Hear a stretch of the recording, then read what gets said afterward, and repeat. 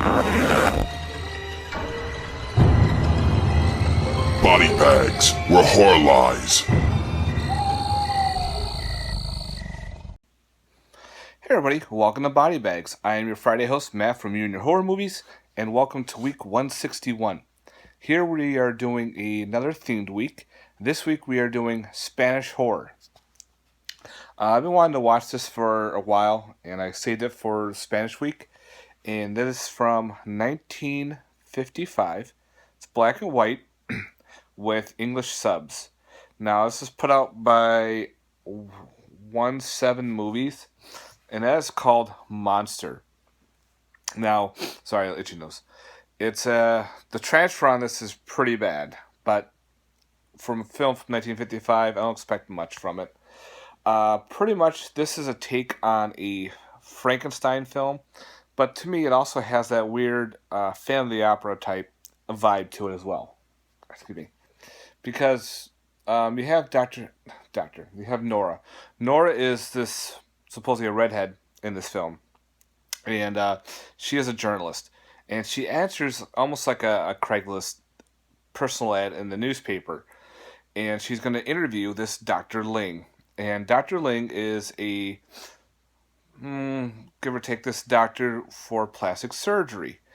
They meet up in an alley and whatnot, and he starts falling for her. He takes her to his home and shows off his weird house by the cemetery.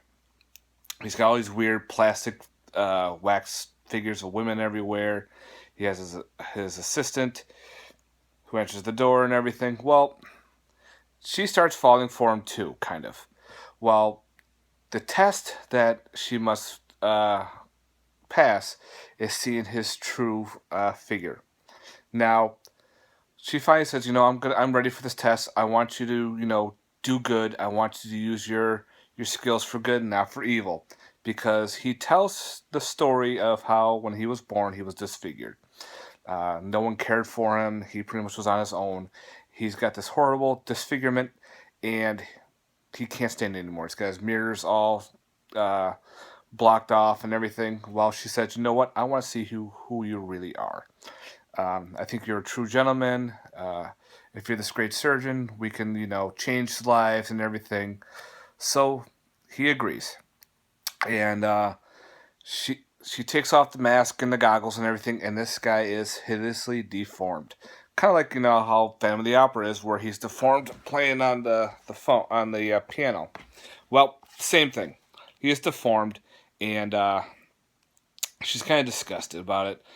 But she agrees and whatnot for a little bit, but when she meets up with her editor, he follows her and hides in the shadows. And kind of find out she's not really what she really wants with him.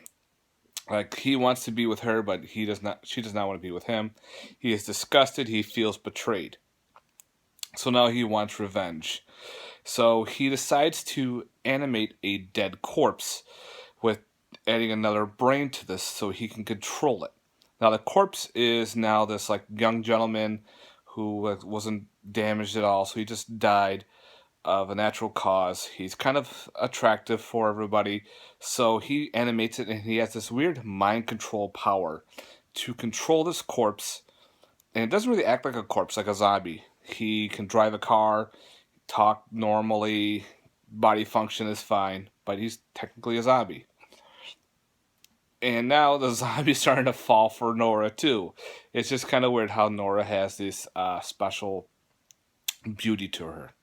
Well, now he's even more affiliated because he controls the zombie to kidnap Nora. And he does. So now Nora's got to figure out how to escape from the clutches of the evil Dr. Ling. Now, my thoughts on this film. It's really good. Again, for the back of the DVD, it says, director, let's say this wrong, Shano Ureta, Immortal Myth of Frankenstein's Monster, which is kind of weird because it's the roles are reversed. When you watch the original Frankenstein, Dr. Frankenstein creates his monster, okay? The monster is resurrected from body parts of different people. He is disfigured and everything, where Dr. Frankenstein is a normal human being. He is not disfigured, he looks normal. Here, it's reversed. The doctor is all disfigured and looks like the monster, where the one that he creates is normal looking. I thought that was pretty badass. Pretty cool film. Pretty much this says it started the Mexican horror new wave for this film. So that's pretty cool. So this, I guess, rekindled Mexican horror, maybe? I don't know. I don't know much about Mexican horror or Spanish horror. But anyway, this is definitely a great film to own. If you love all the classics of, Frankenstein, Phantom of the Opera, Dracula, whatnot, this would probably be a good one to own for your collection, especially if you love the black and whites. Again, it's Spanish language, English subs. So if you're not fan of reading, it's probably not good for you, but it went along pretty well, nice and smooth. The storyline was done well. You could see some of the backdrops were like curtains, because you could look down and you could see part of the backdrop on the ground. But again, this is 1955. You're not going to have the technology that we have today. But it was well done. The acting was fantastic. It was very believable, except for like how the zombie was, because again, he wasn't acting like a zombie. Said he can drive a car. He has all the figure. He's eating normal food, drinking coffee. It was just really weird, but a good story. For this, I would say definitely own. You can get this probably pretty cheap. I found a copy of this on oldies.com.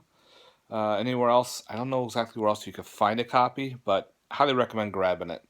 Out of a possible 10, I would give this a 7 out of 10. It was fun.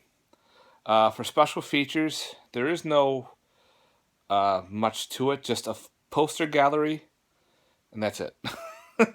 Oh, and chapter selections. That's pretty much it for that. But anyway, again, the transfer is not the greatest. It's all grainy. You got some lines here and there, but you can get over that. Again, it's from 1955.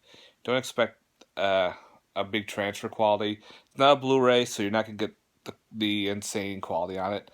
Again, it's from 1-7 Movies. I don't know what else they put out, but again, Monster's pretty cool, guys.